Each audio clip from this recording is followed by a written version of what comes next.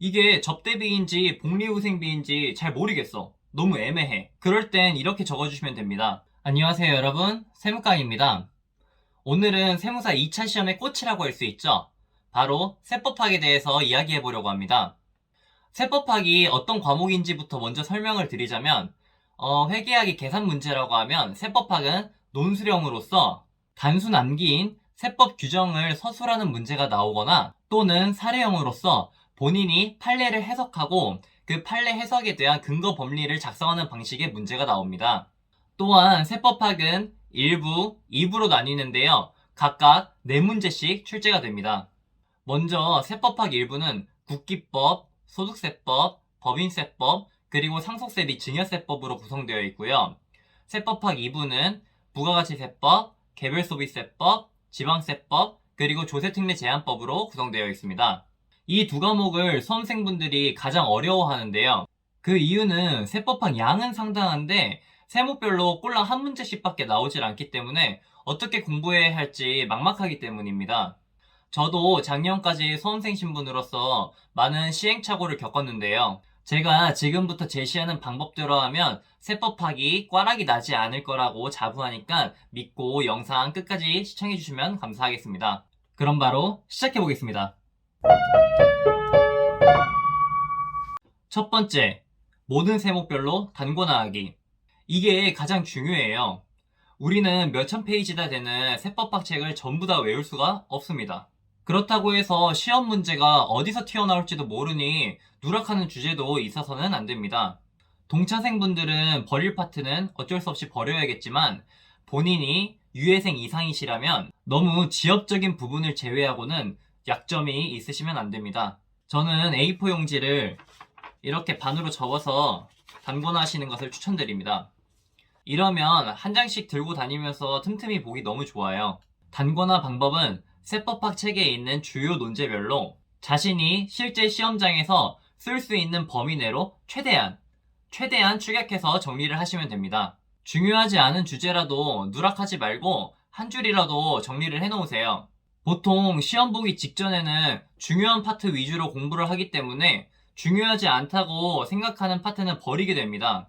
근데 이렇게 해놓으면은 시험 보기 직전에 한 번이라도 더 보고 들어갈 수 있으니 꼭 단권화를 하시기 바랍니다. 시간은 조금 걸릴 수도 있는데 막상 단권화를 완성하고 보면은 그 양이 상당히 적어 보입니다.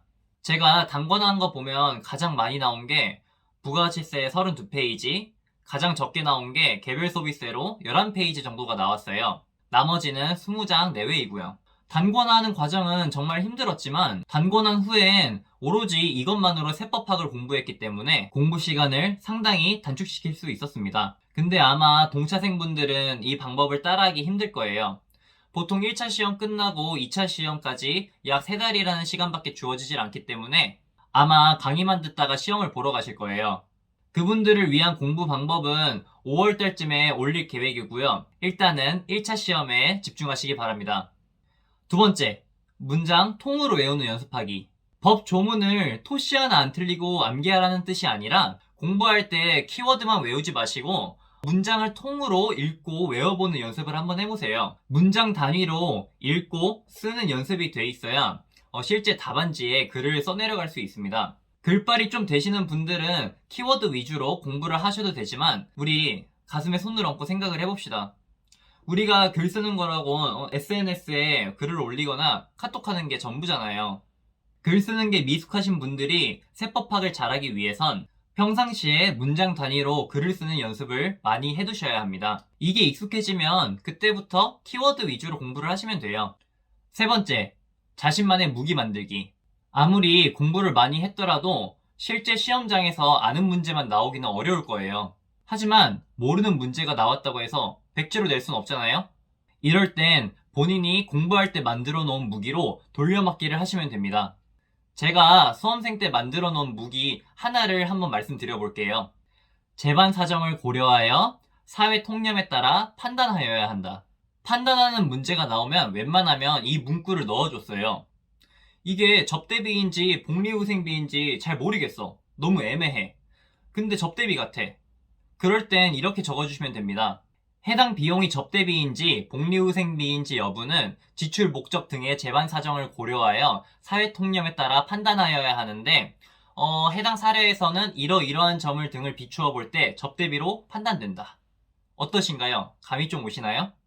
이런 식으로 공부하면서 본인이 이 문구는 외워야겠다 싶으신 것들은 꼭 외워두세요.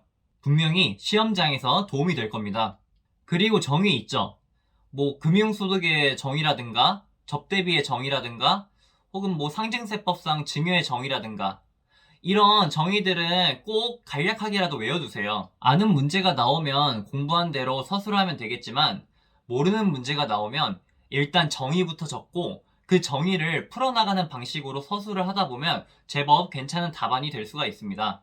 네 번째, 세무회계 공부할 때 보충적으로 공부하기. 세법학 강사님들마다 다르겠지만 강의할 때 세법학적인 요소가 아닌 것들은 세무회계 공부할 때 보충적으로 공부를 하라고 하시는 경우가 있습니다. 그럴 땐 세법학 공부할 양이 줄어들었다고 좋아하지 마시고 세무회계 공부할 때 간략하게라도 자신만의 논제를 따로 만들어 놓으세요. 작년 세법학 1부에서 기준경비율 문제가 나왔는데 저는 세무회계 때 정리해 놓은 내용 덕분에 고득점을 맞을 수 있었습니다.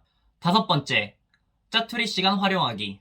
저는 이게 단권화만큼 중요하다고 생각해요. 솔직히 말씀드리자면 저는 단권화 할 때 빼고는 세법학을 앉은 자리에서 1시간 이상 공부를 해본 적이 없습니다. 세법학 단권화를 마친 뒤부터는 회계학 1, 2부를 중점적으로 공부를 했고요. 세법학 공부는 단권화한 A4 용지를 한두 장씩 들고 다니면서 학원 가는 지하철에서 30분, 점심 먹고 30분, 저녁 먹고 30분, 집 가는 지하철에서 30분, 그리고 자기 전에 저기 침대에 누워서 30분 이렇게 짜투리 시간을 이용해서 세법학 공부를 매일 꾸준하게 해주었습니다. 여기서 제가 드리고 싶은 말씀은 짜투리 시간 절대 무시 못하니까 그 시간을 잘 활용하시길 바라겠습니다.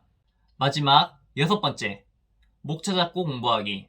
세법학은 목차 잡고 공부하는 게 굉장히 중요한데 세부 내용 공부를 열심히 해놓으시면 나중에 목차만 기억해내도 그 내용을 서술할 수 있게 될 겁니다. 그래서 목차를 암기해 두시면 좋은데 외울 때 한번 앞자 따서 외워보세요. 앞자를 어떻게 따든 본인 마음이겠지만 저는 공부할 때 암기하는 걸 굉장히 싫어해서 어떻게 암기를 할까 고민하다가 그냥 뭐든지 다 앞자 따서 외웠습니다. 근데 그게 가장 효과적이었고요. 그리고 모의고사 볼 때나 실제 시험장에서 시험지를 받고 나서 아는 문제라고 바로 달려들지 마시고 시험지에 목차를 먼저 정리해 놓고 답안지를 작성하세요. 아마 이 방법이 문제를 더 빨리 풀 수 있을 겁니다. 오늘 제가 제시드린 방법은 앞서 말씀드린 바와 같이 수시 동차생 분들이 따라가기는 조금 힘들 겁니다. 올해 1차 시험을 처음 보시는 분들은 1차 합격 후 동차를 포기하지 않는 것만으로도 잘하신 거고요. 반면에 현재 유예생이시거나 3차생 이상이신 분들은 약점이 있으시면 안 됩니다. 물론 선택과 집중이랑 강약 조절도 필요하겠지만 특정 파트를 통으로 버려서는 절대로 안 돼요. 쉽진 않겠지만 우리 힘내서 올해는 꼭 합격하셔야죠. 제 영상이 도움이 되었길 바라며 수험생분들의 합격을 기원하겠습니다. 오늘도 시청해주셔서 너무 감사합니다. 그럼 안녕!